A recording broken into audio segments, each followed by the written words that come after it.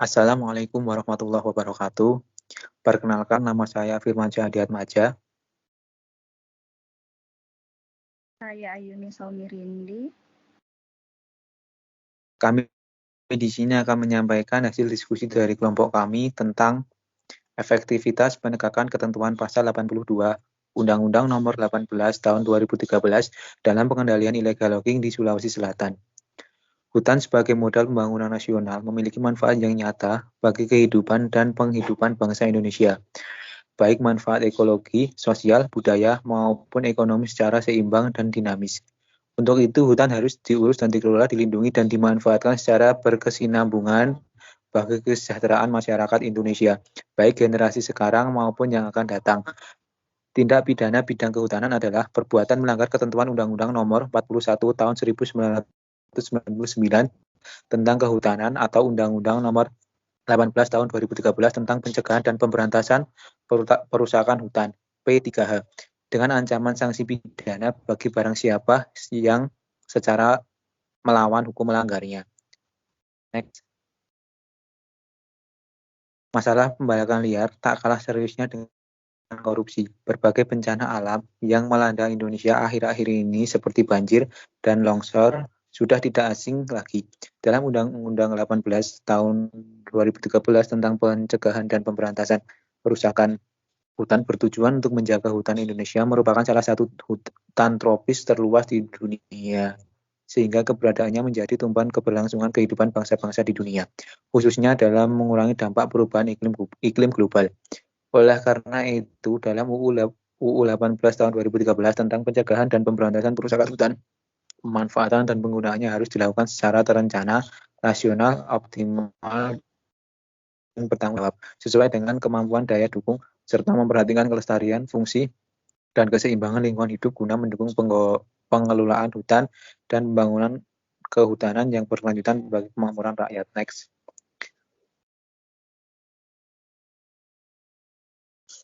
Hal itu sesuai dengan ketentuan pasal 33 ayat 3 Undang-Undang Dasar Negara Republik Indonesia tahun 1945 yang menyatakan bahwa bumi, air, dan kekayaan alam yang terkandung di dalamnya dikuasai oleh negara dan dipergunakan untuk besar-besarnya kemakmuran rakyat. Dengan demikian, hutan sebagai salah satu sumber kekayaan alam bangsa Indonesia dikuasai oleh negara, namun tetap saja rusak. Next.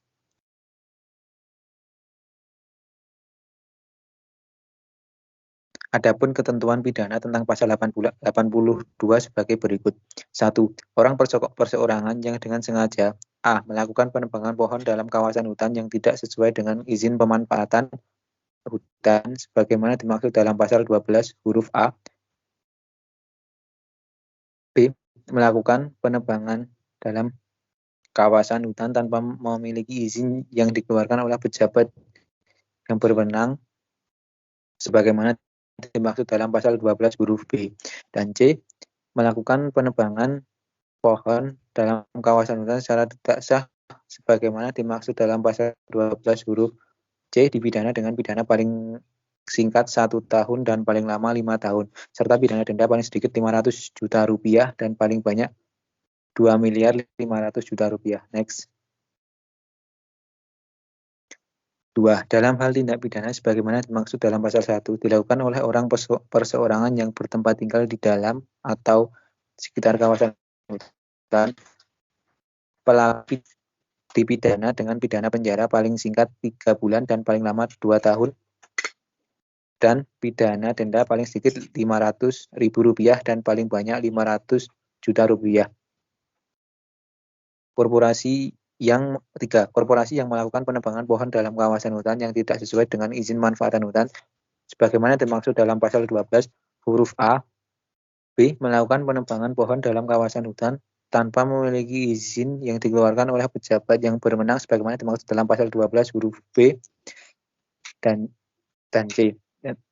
Melakukan penebangan pohon dalam kawasan hutan secara tidak sah sebagaimana dimaksud dalam pasal 12 huruf C, dipidana dengan pidana penjara paling singkat 5 tahun dan paling lama 15 tahun serta pidana denda paling sedikit. Selanjutnya akan dilanjutkan oleh teman saya, Ayumi Saumi. Yang kedua, faktor penghambat penegakan ketentuan pasal 82 Undang-Undang Nomor 18 Tahun 2013 dalam pengendalian illegal logging di Sulawesi Selatan. Perusakan hutan, terutama berupa pembalakan liar, penambangan tanpa izin, dan perkebunan tanpa izin, telah menimbulkan kerugian negara, kerusakan kehidupan sosial budaya, dan lingkungan hidup, serta meningkatkan pemanasan global yang telah menjadi isu nasional, regional, dan internasional. Perusakan hukum sudah menjadi kejahatan yang berdampak luar biasa, terorganisasi, dan lintas negara yang dilakukan dengan modus operandi yang canggih, telah mengancam kelangsungan kehidupan masyarakat sehingga dalam rangka pencegahan dan pemberantasan perusakan hutan yang efektif dan pemberian efek jera diperlukan landasan hukum yang kuat dan yang mampu menjamin efektivitas penegakan hukum. Proses hukum masih senyap. Kasus-kasus illegal logging di masa pandemi telah diproses secara hukum. Pada tahap awal, petugas Balai Gakum, KLHK, wilayah Sulawesi menangkap pelaku, memproses, kemudian diserahkan ke kepolisian. Ada kasus yang diproses sampai pengadilan, namun ada juga yang dihentikan karena dianggap tidak cukup bukti. Namun, publik jarang mengetahui seperti apa penyelesaian hingga kasus pembalakan liar atau peredaran kayu ilegal.